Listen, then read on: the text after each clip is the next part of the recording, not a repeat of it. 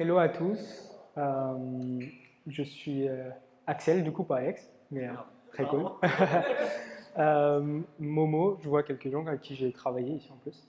Je suis lead front chez Frishti, donc une boîte de livraison de food dans Paris. Et aujourd'hui, je vais vous parler des state machines et plus spécialement avec la librairie Xstate. Mais avant ça, je vous propose qu'on construise une petite application toute simple et assez bête, mais du coup, hop.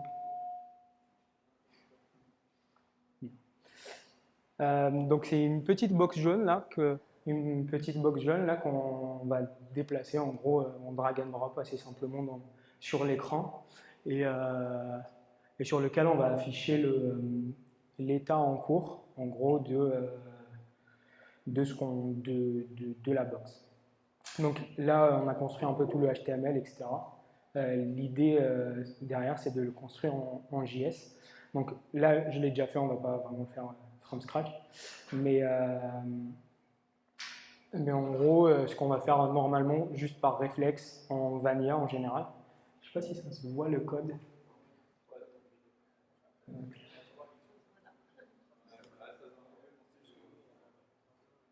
ne sais pas si on peut faire en light. Mais en gros, en vanilla, on va juste sélectionner du coup la box via son ID, sélectionner un peu le body, etc. On va par réflexe créer un peu un state initial avec la position de la box, la différence, le delta, etc. La position initiale de où on est parti, storer peut-être le dernier event qu'on a eu et à partir de là construire un peu nos event listeners. Typiquement au mouse down, on va aller store la position X, du coup, d'où on a ramené un peu notre box, la position Y, qui correspond du coup à la position du client.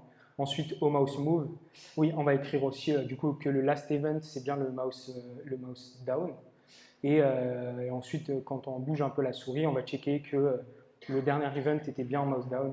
Et ensuite, écrire un peu la différence, écrire le delta, le X et Y, qui va correspondre juste à la position sur laquelle on est actuellement. Et ensuite, au mouse up, on va initier notre state avec là où on s'est arrêté et réinitialiser tout ce qui est delta, la position initiale, etc. Écrire le dernier event. Donc, grosso modo, c'est un truc assez classique et assez simple sur comment on va construire un peu toute l'application. Et ensuite, bien sûr, parce qu'on aime, en tant que dev, on aime trop nos PM, du coup, ils vont arriver et il va nous proposer une nouvelle feature et dire qu'en gros, cette box-là, on peut la drag and drop que 5 fois et pas plus. Donc, par réflexe, on va automatiquement, je pense, rajouter un petit state ici, dire OK, mon drag initialement il est à 0. Ensuite, je vais le update ou l'incrémenter à chaque fois en gros, à chaque fois que j'ai fini de drag and drop, etc. Et à partir de là, rajouter des conditions ici.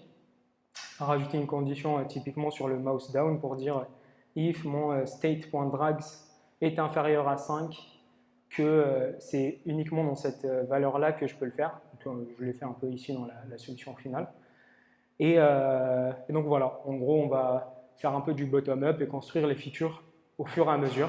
Si demain, l'équipe produit revient en mode OK, mais du coup, moi, je veux que cette box, on puisse la drag and drop que si le user a tel rôle ou telle chose. Pareil, on va rajouter un if ou un else dessus, etc. Et au fur et à mesure des choses, on se rend compte de la problématique de la méthode, c'est que finalement, le micro est mort. C'est que finalement, les features deviennent de plus en plus difficiles à implémenter avec le temps. C'est que plus on avance dans le temps, plus on a de chances d'ajouter des bugs parce que l'équipe scale, parce qu'il y a de nouveaux développeurs qui rejoignent le projet, etc. Et que finalement, si on n'a pas une bonne doc, si on n'a pas des commentaires, etc. dans le code, les prochains développeurs, c'est de plus en plus dur pour eux ou difficile de comprendre vraiment ce qui a été construit à la base et comment on peut refactor le projet ou comment on peut implémenter de nouvelles features. Et, euh, et du coup, c'est là où je pense que un très vieux concept qui existe depuis pratiquement le début de l'informatique, qui est les state machines, peut intervenir et nous aider que ce soit sur les apps front ou même sur des apps un peu plus back-end, etc. Je vais faire un petit rappel peut-être sur les state machines et state charts pour ceux qui ne sont pas forcément super à l'aise avec. Donc les state charts sont un outil qui permet de visualiser assez simplement des modèles, de simplifier des systèmes ou des logiciels ou des logiques qui sont hyper complexes. Et à terme, le résultat de ça, c'est de donner plus confiance et plus d'assurance de par cet aspect visuel, etc., plus confiance dans l'ajout de nouvelles features ou dans les changements qu'on peut apporter au système. Quelques concepts vite fait des state machines et des state charts, du coup ça s'est inspiré de la théorie des graphes, etc. Du coup on a plusieurs types de state machines. Celle qui nous intéresse aujourd'hui, c'est les machines à état fini, c'est celles qu'on rencontre le plus souvent, donc les finite state machines, qui ont un nombre de states finis, du coup, comme son nom l'indique. Les concepts de celles-ci et les principaux trucs dont on a besoin, c'est typiquement les states. Donc tout ce qui est typiquement ici sur un fetch par exemple, on va avoir le idle, pending, resolved et rejected. Ensuite, ces states-là, on passe d'un state à un autre et pas en utilisant des transitions. Du coup, on va dire qu'on passe de idle à pending via une transition qui va être trigger avec un event. Donc typiquement ici, ça va être fetch, resolve, reject. Et du coup, pour passer de idle à pending, il suffit de trigger un event qui va trigger cette transition-là, qui est fetch. Et on ne peut pas, typiquement, si on est dans idle et qu'on envoie un event resolve, on sait qu'on ne peut pas faire de transition vers un autre state parce qu'on n'a pas défini dans la définition de notre machine. Ce qui permet d'éviter pas mal d'états impossibles ou de trigger des events dont on ne veut pas. Ensuite, d'autres concepts qui sont importants ici, c'est le state initial, donc, qui ici est le idle, et les states finaux, donc, ou le state final. Donc ici, c'est resolved ou rejected, qu'on peut définir dans notre state machine, dans sa définition. Et du coup, si on reprend notre app initiale avec notre petite box, on se rend compte qu'on a deux states, idle, donc initialement, où je ne fais rien du tout, et le dragging, donc le moment où je suis en train de move ma souris. Donc je passe de idle à dragging typiquement avec le mouse down, à partir du moment où je clique sur ma box. Et ensuite, j'ai une transition qui va se faire, ou un event qui est mouse move, qui est une transition interne. Donc en gros, on va dire que tant que je bouge ma souris, je reste dans l'état dragging.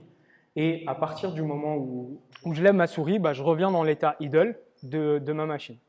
Et en gros, dans la réflexion initiale de comment David Khourchid a construit Xstate, etc., c'est de se dire comment en code je peux vraiment retranscrire ça assez simplement. Et le format qui permet de faire du nesting, etc., est le plus logique et qui est le plus portable, c'est le JSON. Et en JS, ça va être du coup des objets.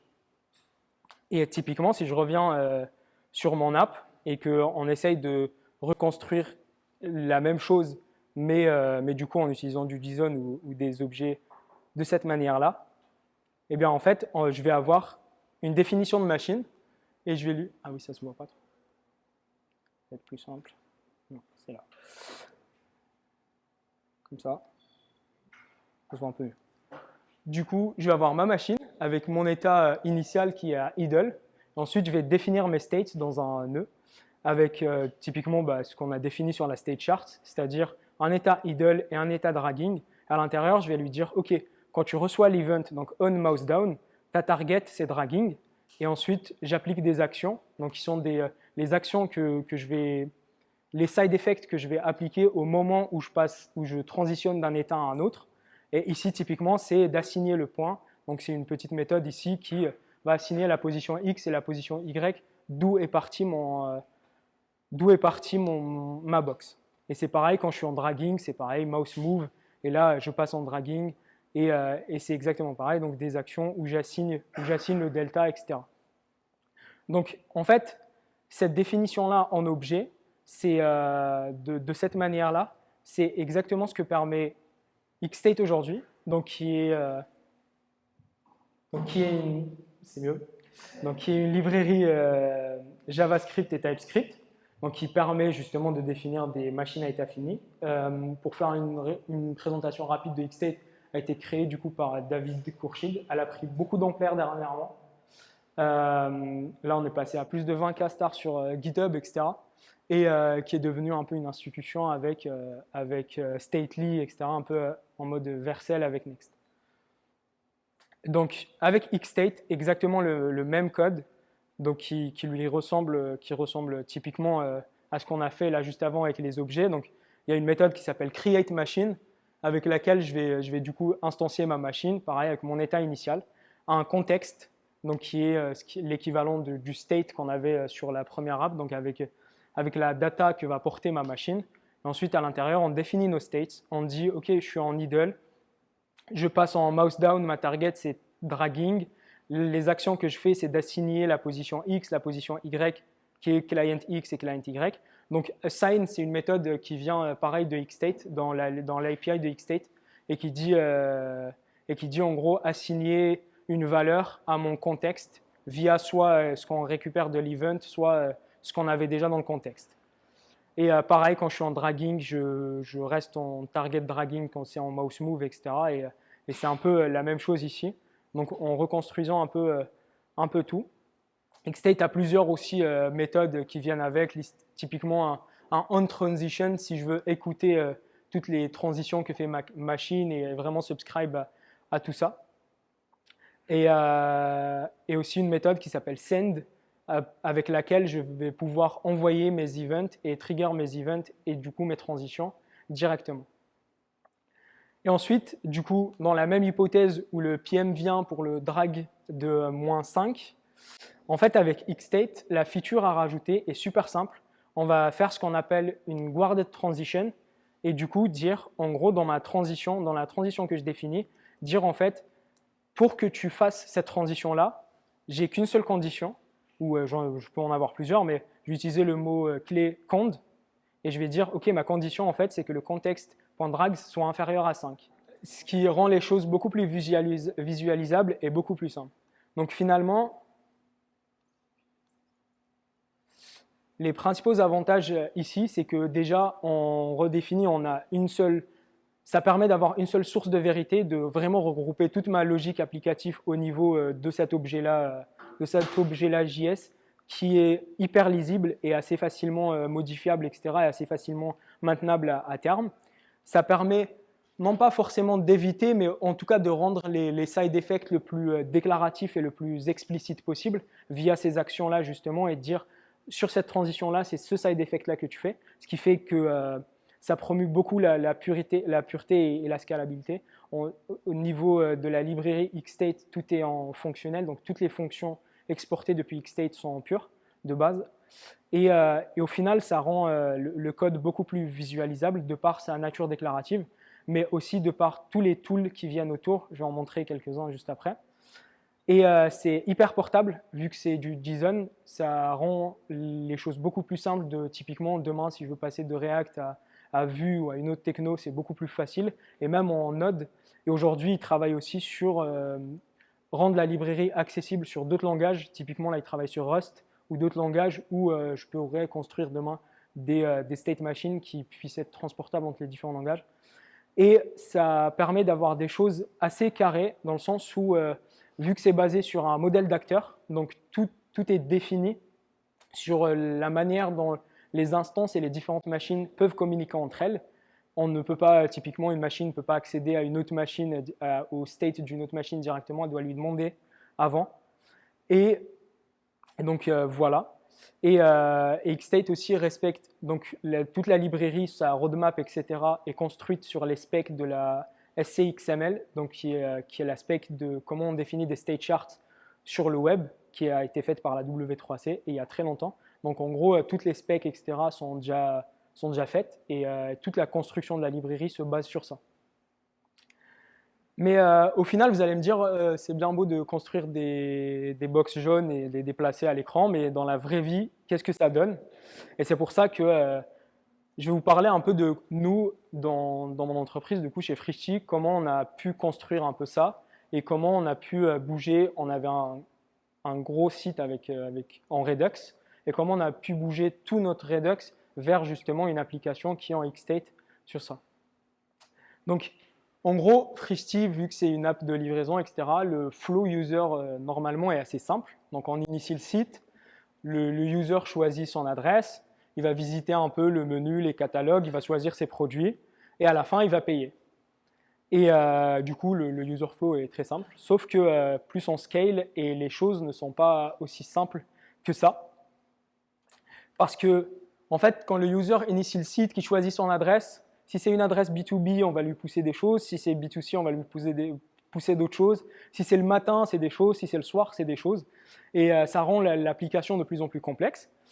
Si une fois qu'il a choisi ses produits, il va payer, mais finalement, on peut lui trigger le 3DS, on peut ne pas lui trigger le 3DS. Le panier peut être expiré. Et au final, toute la logique de l'application reste super complexe. Et plus on grossissait, et plus la logique devenait assez dur à maintenir. Pour exemple, là j'ai la partie qu'on avait avant, donc en Redux, je ne sais pas si ça se voit, avec typiquement pour la création d'un carte, par exemple, du panier, on devait aller instancier un peu la terre entière, etc. Ensuite, une fois qu'on a initié le panier, soit on montre une modale, soit on avait plusieurs choix. Pareil, quand on allait chercher le menu et les catégories un peu du menu, c'était un peu pareil, il fallait chercher un peu la terre entière, ensuite définir une logique, et au fur et à mesure qu'on avait des devs qui se rajoutaient, etc., on avait de plus en plus de logique qui se rajoutaient. Ensuite, dans les formats de squad, etc., tu avais des équipes qui travaillaient un peu sur le même code, mais c'était hyper complexe à gérer au scale. Et du coup, on s'est demandé, et du coup, on s'est rendu compte qu'en fait, les problèmes qu'on a là, c'est exactement les mêmes problèmes qu'on a avec la box jaune au final. C'est que plus on grossissait, plus c'était complexe, etc. Et c'est là qu'on s'est dit, en fait, aujourd'hui, nous, typiquement, notre back-end, il est en microservice. Du coup, on a déjà des domaines qui sont définis, etc. On s'est dit, en fait, en front, on pourrait faire la même chose sans faire dans le micro-front-end, etc., mais dire juste notre store, on va le diviser en plusieurs petites parties et définir la logique de chaque partie. Typiquement, le panier dans le cart dans une partie, toute la partie menu, catalogue, produit, etc., dans une partie, etc. Et en divisant un peu tout ça et vraiment en dessinant sur un tableau les différents flows, typiquement le panier, on avait un peu ça, qui représentait vraiment qu'une petite partie du code, mais qui était assez isolée du reste, où on initiait le cart, on pouvait en créer un, ou l'update s'il a expiré, à la fin on finissait sur process tout le paiement, qui lui-même va être dans une autre machine pour le coup, ou dans une autre conception d'un autre state chart. Et au final, sur la partie code de nous, ce que ça a donné au final, à peu près le même code typiquement que j'ai montré là il y a 2 minutes avec tout le menu, au final on s'est retrouvé avec juste le create machine, on définit notre machine avec un state initial, avec notre contexte du menu tree qui sont les catégories, avec toute cette partie-là, et ensuite on dit ok, en fait quand tu es en state empty, on peut te trigger un event pour aller chercher le menu, donc récupérer tous nos produits, et dire ok, quand je suis en fetching menu tree, donc il y a un state, je vais invoquer, donc en Xstate, il y a ce concept d'invoke sur lequel on peut invoquer soit des callbacks, soit des promesses, soit tout ce qui est asynchrone en gros. Et on n'a pas besoin forcément d'implémenter de try-catch, etc. Lui gère tout seul cette partie-là, donc il va dire on done, tu target initialized, et on error, tu target empty. Et tu vas set toutes les erreurs, etc. Et au fur et à mesure, en fait, on a construit toute l'app comme ça, avec nos différents domaines. Typiquement, ici, on a la partie adresse, la partie carte, la partie customer, menu, etc. Et on s'est rendu compte au final que le code était beaucoup plus scalable, qu'on pouvait rajouter des features à la fin de toute la refacto, etc. On pouvait rajouter des features qu'on voulait ajouter depuis 2 ans et qu'on n'arrivait pas forcément, ou qu'on n'arrivait pas vraiment à instancier sans refacto la planète entière.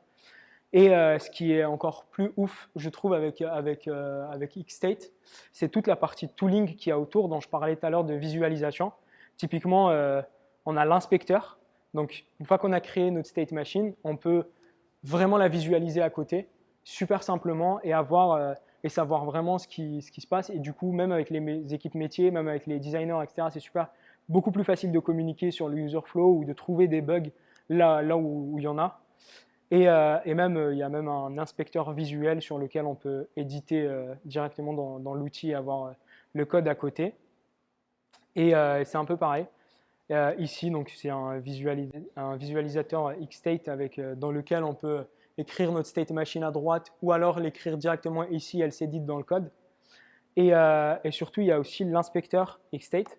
Donc typiquement, là, si je lance mon code en local avec Frishti à côté, en fait, ça m'ouvre ce petit tool à droite où je peux visualiser vraiment toute la logique de mon app avec toutes les différentes machines que j'ai sur mon app et voir vraiment en temps réel là où je suis. Là, typiquement, pour le menu, je suis en mode initialized et il attend en gros des instructions pour aller refetch des choses, etc. Si on parle du kart, et là, elle est très grosse cette machine-là, il faut la découper.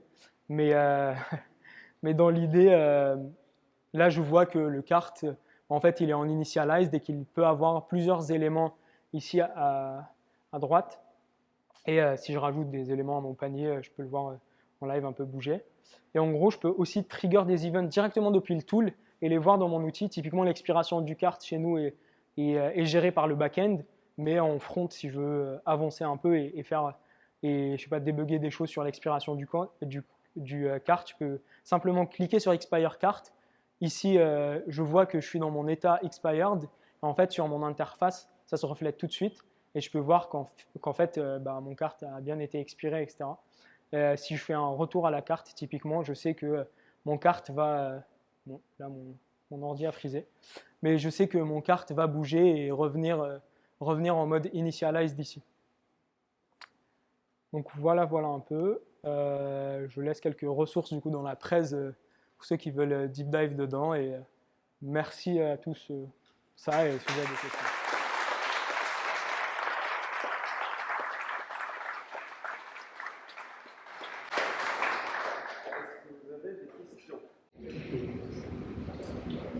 On est d'accord que avant, le fait que tu as monté c'était avec le… Oui. Ok, je pensais que ça faisait ça en fait. La state machine, au final, ça te fait un truc très large. Ouais, parce que du coup, tu as toute la partie action, tu as la partie reducers, etc. Là, du coup, c'était les actions. Et en gros, vu que tu as plusieurs fichiers, etc., c'est un peu le défaut qu'a Redux, c'est qu'il y a beaucoup de boilerplate et beaucoup de fichiers différents sur lesquels on peut construire. Aujourd'hui, ils construisent quelque chose sur les state machines, il me semble. Mais en tout cas, à l'époque, nous, il n'y avait pas cette partie-là, vraiment state machine.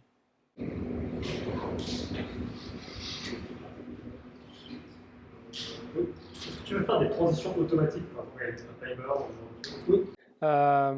Je sais pas si on a… Ah oui, j'ai plus la… Ah si. Je vais montrer directement dans la doc, c'est plus simple.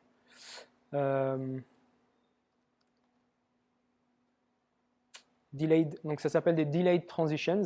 Et typiquement ici, si on regarde, c'est là je suis dans l'état yellow et je dis after 500 millisecondes, ma target c'est red et je peux faire ça. Et je peux aussi faire des every. Il y a beaucoup de méthodes qui permettent de faire justement des transitions comme ça. Typiquement, nous, sur l'expiration du kart, à partir du moment où on reçoit le kart du back-end, on va dire après ce temps-là, expire le kart automatiquement côté front. Donc voilà. Comment ça se passe pour la partie test en fait est-ce qu'il y a quelque chose qui permet, ça vient avec une boîte à outils aussi en fait. Oui, du coup, c'est l'une des parties les plus intéressantes. La présentation, j'ai couvert plein de choses, mais c'est que Xstate, en fait, vu que c'est hyper déclaratif, vu que c'est de l'objet JSON, a une méthode il y a une librairie qui s'appelle Xstate Test, qui vient, qui est là. Et en fait, en utilisant simplement une méthode qui va générer en gros tous les chemins possibles de ma machine. Et en gros, on va dire juste, OK, maintenant tous ces chemins-là, teste-les automatiquement tout seul. Et en fait, il va générer tous les tests possibles et il va couvrir tous les tests possibles et tous les chemins possibles de ma machine. Et en gros, tous les tests sont auto-générés même si c'est nous qui générons avec une boucle for. Mais en fait, tous les tests sont faits pratiquement automatiquement dedans. Je ne sais pas si elle est... Ouais, donc c'est cette méthode-là qui est Get Shortest Path Plans, ou qui utilise du coup l'algo de Dijkstra pour aller chercher vraiment tous les chemins possibles. Et derrière, en fait, il va faire, en utilisant cette méthode-là, du coup, on va récupérer pour chaque test path qui va être récupéré, on va faire juste un point test et il va vraiment tester tous les chemins possibles et toutes les possibilités.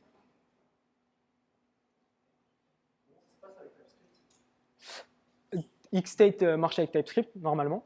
Du coup, non, pas normalement, le plus normalement du monde. Il génère même des machines maintenant en TypeScript.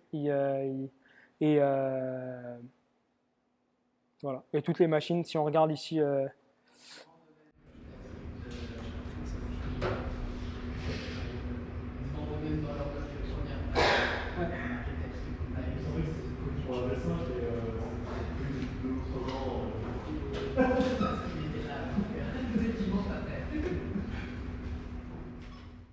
je sais pas, j'avais trouvé des exemples en TypeScript, mais typiquement ici sur un TypeScript, vite fait, toute la partie là, create machine avec les différents types, etc.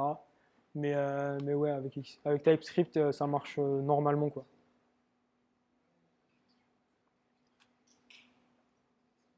Oui.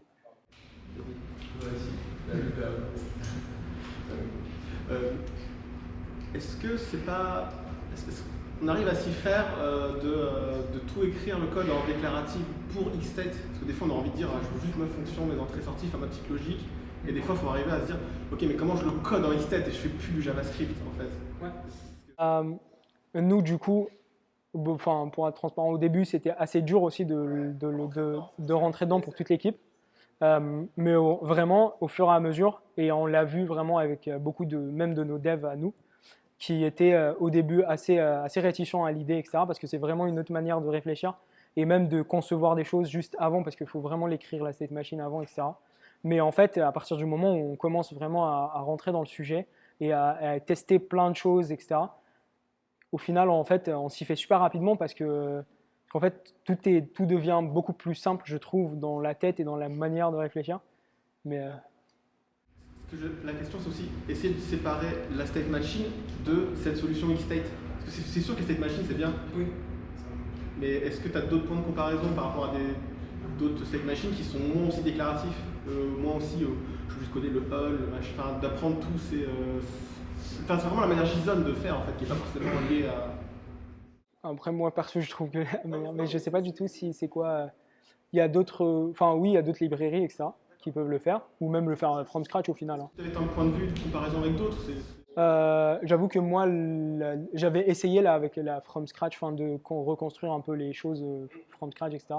Mais j'ai surtout vraiment testé que Xstate pratiquement parce que je trouvais que ça répondait plutôt bien. C'était la lib la plus complète sur le sujet. Du coup, d'autres manières, j'ai pas vraiment testé. Merci. Du coup, ça reprend un petit peu cette partie sur le fait que ce soit assez déclaratif avec les paramètres et les conditions.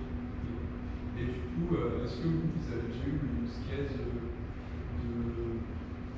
créer de surprogrammer la librairie en fait pour répondre à un use case bien précis? Par exemple, si le on ne suffisait pas, est-ce que vous avez déjà eu cette problématique-là?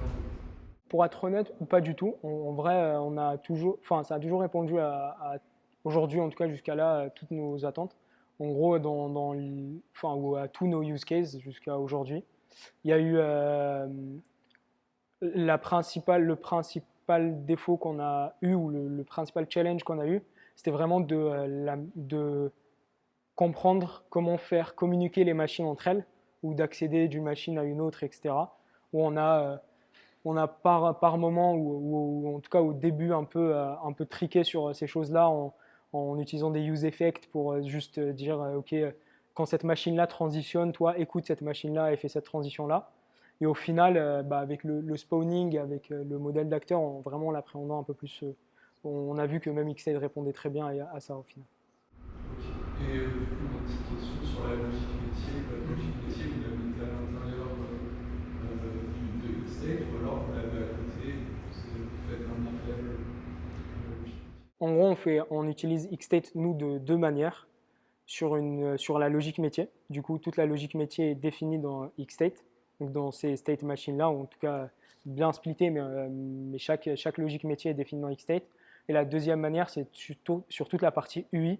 Du coup, il y a beaucoup de composants qui utilisent localement une petite machine Xstate, typiquement sur des modales ou des choses comme ça qui demandent de la logique. Donc, là, on voit qu'avec ça, tu peux gérer les états très data, mais en fait, dans les applications plutôt React, tu as déjà une machine à état et ton état, c'est ton URL.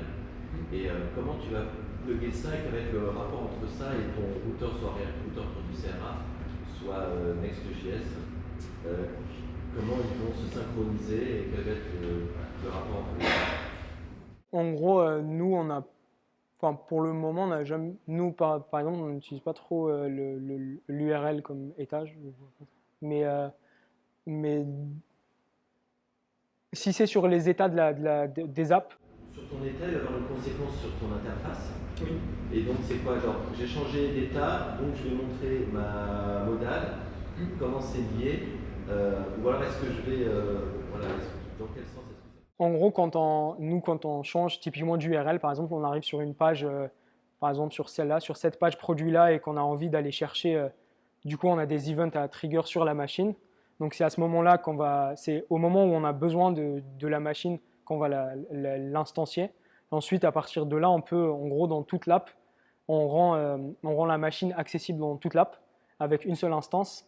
Sur Xstate, ça s'appelle un acteur ou un service. Et en gros, on va instancier ce service-là et l'écouter et le rendre disponible sur toute l'app. Et à partir de là, vraiment faire réagir la machine sur n'importe quel composant de l'application.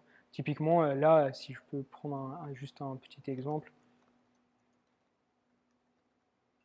Je ne sais pas si j'en ai un, mais... Ah oui. Donc nous, en gros, on a créé des hooks custom pour pouvoir le récupérer facilement depuis toutes les apps.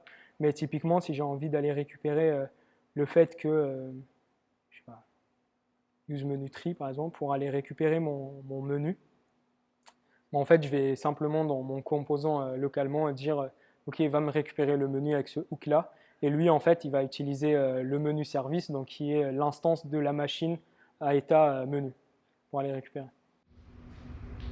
J'ai une question, c'est par rapport à un truc qui m'a interpellé que tu as dit juste avant, que chaque composant pouvait éventuellement avoir un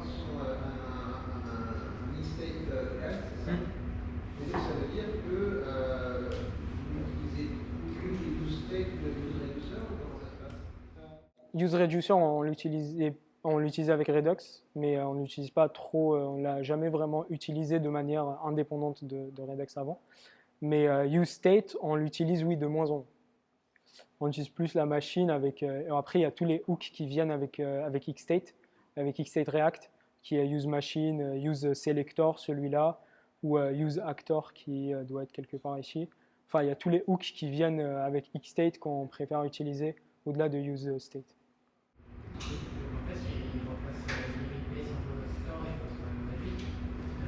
Oui, en gros, dans la première, dans ce qu'on a fait justement, c'est qu'on a remplacé Redux définitivement avec Xstate sur toute la code base.